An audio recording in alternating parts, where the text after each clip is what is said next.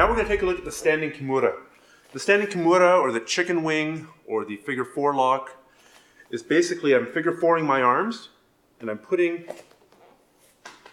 his arm behind his back while lifting his elbow up towards his head.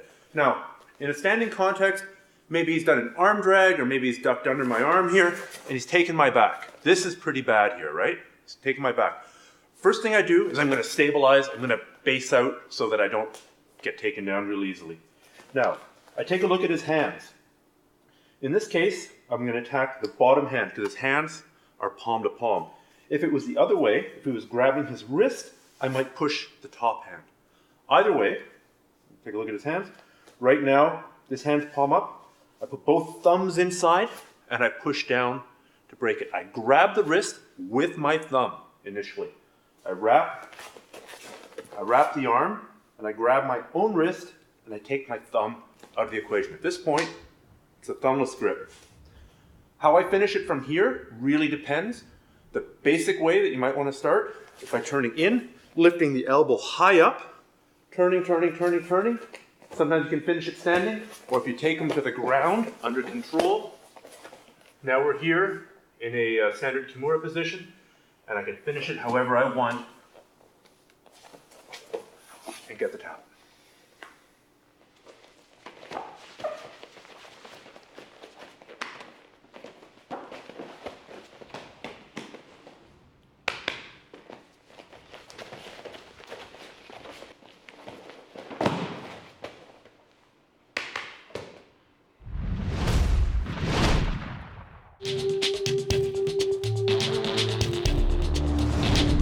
Here's some of the fine points for this technique. If Richie has me in the rear bear hug here, I've got to take a look at his hands. Right now, if I push the top hand, I'm just tightening his grip. See how they go together? I'm going to be pushing the bottom hand because that's the best chance of breaking it. Now I've got to put my thumbs in here. If I'm just trying to push down with my palms, it's probably going to come off. If I put my thumbs in there, I can break it. Now, if he's grabbing his wrist like a guillotine grip, different people have different theories. Most people say to go for the top. I'm hearing some people now say go for the bottom. In any case, my initial grab is with the thumb because I need that control. I only have one hand on that wrist. I wrap his hand, or I wrap his arm. Now I get that figure 4 and I've taken my thumb out. Because now I don't need that control anymore. I have control. Once I'm here, there's a lot of different ways to finish it. You can definitely finish it standing. Now the key with finishing it standing is you're not trying to go here and put it up behind his back.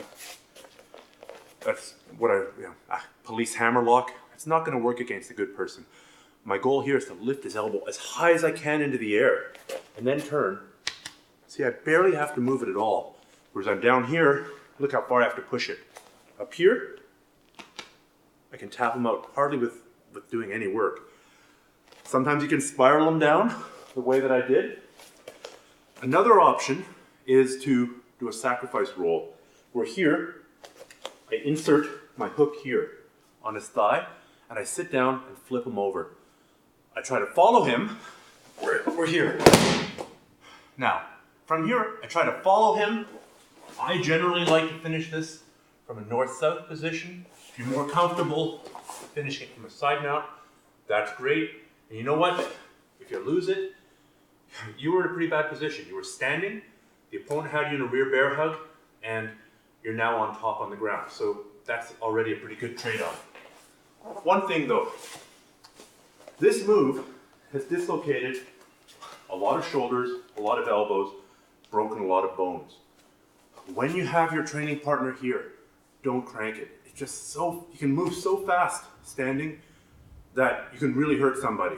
Take it slow and under control. If you don't want your training partner to go out, lift the elbow high up here. Then you can very, very slowly finish it. You know what? If he gets out, you lift up the spar another day, your training partner will thank you for it, and you have one more training partner.